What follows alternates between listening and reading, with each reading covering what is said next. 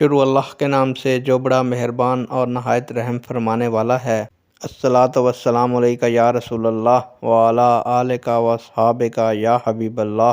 السلام علیکم معزز ناظرین و سامعین، اللہ تعالیٰ سے دعا کرتا ہوں کہ اللہ تعالیٰ آپ لوگوں کو خوش و خرم رکھے اور آپ لوگوں کی تمام تکالیف پریشانیوں کو دور فرمائے، آپ کو ظالم کے ظلم، حاسد کے حسد سے محفوظ فرمائے۔ پیارے دوستو، آج کی ویڈیو کا عنوان ہے، کیا ذلت بھی اللہ تعالیٰ کی طرف سے ہوتی ہے؟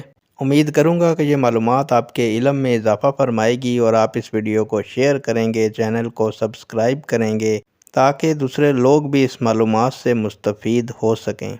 بڑھتے ہیں ویڈیو کی جانب۔ معزز ناظرین و سامعین، اللہ تعالیٰ تمام کائنات کا خالق و مالک ہے اور ہر شے اسی کے قبضہ قدرت میں ہے۔ کوئی ذرہ بھی اذن الہی کے بغیر اپنی جگہ سے ہل نہیں سکتا اور نہ کوئی پتا گر سکتا ہے۔ اس کائنات کا کوئی معمولی سا عمل بھی اللہ تعالیٰ کے علم اور مشیت کے بغیر انجام نہیں پا سکتا۔ اگلے لمحے کیا ہونے والا ہے اور انسان کیا عمل کرے گا، سب ازل سے ہی علم الہی میں ہے۔ اسی کو تقدیر کا نام دیا گیا ہے، لیکن اللہ تعالیٰ نے انسان کو قدرت و اختیار عطا کیا ہے اور اسے خیر و شر کی تمیز سکھا کر خیر کو اختیار کرنے اور شر کو ترک کرنے کا حکم دیا ہے۔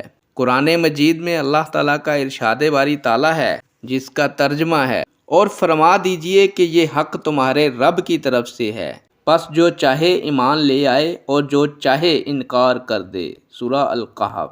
اسی طرح ایک اور مقام پر ارشاد باری تعالیٰ ہے، کیا ہم نے اس کے لیے دو آنکھیں نہیں بنائی اور اسے ایک زبان اور دو ہونٹ نہیں دیے، اور ہم نے اسے خیر و شر کے دو نمایاں راستے بھی دکھا دیے۔ اللہ تعالیٰ نے انسان کو خیر و شر کی تمیز سکھائی اور ان میں سے کسی ایک کو اپنانے کا اختیار دیا ہے۔ اب انسان کی مرضی ہے کہ خیر کا راستہ اپنا کر عزت کما لے یا شر کو اپنا کر ذلت و رسوائی کما لے۔ نیک دعاؤں کے ساتھ آپ سے اجازت چاہوں گا۔ اللہ تعالیٰ آپ کا اور میرا حامی و ناصر ہو۔ اللہ حافظ۔